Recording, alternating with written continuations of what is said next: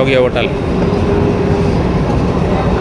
ದಾವಣಗೆರೆಯಲ್ಲಿರುವಂಥ ದಾವಣಗೆರೆ ಶಾವಿಗೆ ಹೋಟೆಲ್, ದಾವಣಗೆರೆ ಸ್ವಂತ ಶಾವಿಗೆ ಹೋಟೆಲ್ ನೋಡ್ತಾ ಇರ್ಬೋದು. ಕಸ್ಟಮರು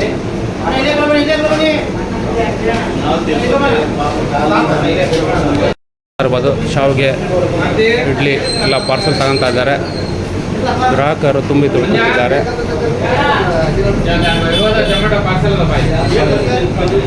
ಹೇಳ್ಬೇಕಂದ್ರೆ ಇದು ಎಲ್ಲ ಮಸಾಲ ಲೆಸ್ಸು ತುಂಬ ಚೆನ್ನಾಗಿ ಮಾಡ್ತಾರೆ. ಆದ್ದರಿಂದ ಇಲ್ಲೆಲ್ಲ ತುಂಬ ಜನ ಬರ್ತಾರೆ ನೆನೆಸ್ಕೊಂಡು.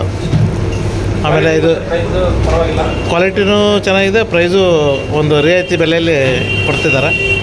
ಹಾಗಾಗಿ ಇಲ್ಲೆಲ್ಲ ಅಫಿಷಿಯಲ್ ಅನ್ಅಫಿಷಿಯಲ್ ಬಡವರು ಎಲ್ಲರೂ ಪ್ರತಿಯೊಬ್ಬರು ಇಲ್ಲಿ ನಾಗರಿಕರು. ಸಂತೋಷ್ ಕುಮಾರ್ ಅಂತ, ನಾನು ಗ್ರೇಟರ್ ಬೆಂಗಳೂರು ಅಥಾರಿಟಿಯಲ್ಲಿ ಕೆಲಸ ಮಾಡ್ತಾಯಿದ್ದೀನಿ. ದೀಪಾವಳಿಗಾಗಿ ಈಗ ದಾವಣಗೆರೆಗೆ ಬಂದಿದ್ದೆ.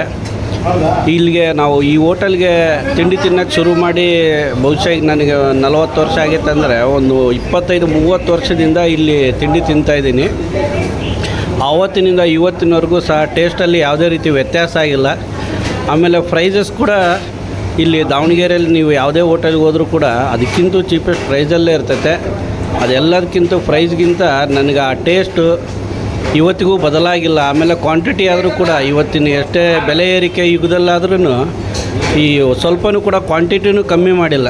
ಇಲ್ಲಿ ಬಹುಶಃ ಒಂದು ಪ್ಲೇಟದು ಶಾವಿಗೆನ ನೀವೇ ತಿಂದೋದ್ರೂ ಕೂಡ ಇಡೀ ದಿನ ನೀವು ಊಟನೇ ಮಾಡಲಾರ್ದಂಗೆ ಇರ್ಬೋದು, ಅಷ್ಟೊಂದು ಕ್ವಾಂಟಿಟಿ ಇರ್ತೈತೆ.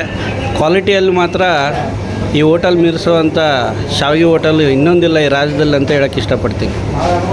ಹೋಟ್ಲಿದೆ, ಗ್ರಾಹಕರು ಯಾವ ಥರ ರೆಸ್ಪಾನ್ಸ್ ಮಾಡ್ತಿದ್ದಾರೆ ಮತ್ತು ಕ್ವಾಲಿಟಿ ಮತ್ತು ಪ್ರೈಸು ರೀಸನಬಲ್ ಆಗಿದೆ ಹೇಳಿ. ಇದು 40ರಿಂದ 50 ವರ್ಷ ಹೋಟ್ಲಾಯಿತು. 3rd ಜನರೇಷನ್ ಮಾಡ್ತಾ ಇರೋದು. ಕ್ವಾಂಟಿಟಿ ಕ್ವಾಲಿಟಿಯಲ್ಲಿ ನಾವು ಯಾವುದೇ ಕಾಂಪ್ರಮೈಸ್ ಆಗೋಲ್ಲ, ಎಲ್ಲದೂ ಫಸ್ಟ್ ಗ್ರೇಡ್ ಹಾಕೋದು. ಈಗ ನೀವೇ ನೋಡಿದ್ರೆ, ನೀವೇ ಎಲ್ಲರನ್ನೂ ಕೇಳಿದ್ರಿ, ಅವ್ರದ್ದೇ ರೆಸ್ಪಾನ್ಸೇ ನಮ್ಮ ಇದಷ್ಟೇ.